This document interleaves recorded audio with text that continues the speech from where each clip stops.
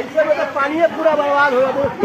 पानी भर के भाई पूरा पानी देंगे बर्बाद हो गया।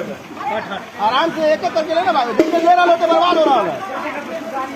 नमस्कार, हम अनिल झा अपने देख रहा छी जाले नगर परिषद क्षेत्र के सौजन्य से नगर परिषद जाले के सौजन्य से पानी के टैंकर अबै छे और ई अखन गांधी चौक पर चौधरी मोहल्ला के लोग पानी भर रहा है।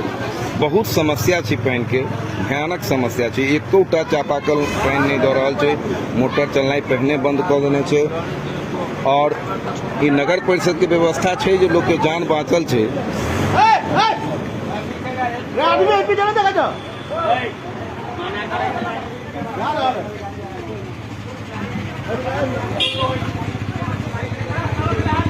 और सबसे दुख के गप जे कि एहि पर एखन धरि विधानसभा में कोनो विधायक आवाज नहीं उठेलखिन है। ये हमरा सबसे आश्चर्य लगैए, जखन कि दरभंगा शहर में ई पिछला 10 साल से ई समस्या है।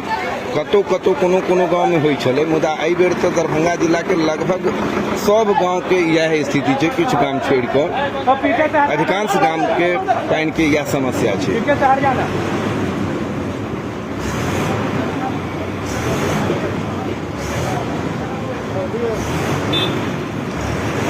सुनै छलिए जे दिल्ली बम्बई में लोग पानी के लिए लाइन लगेने रहे चला।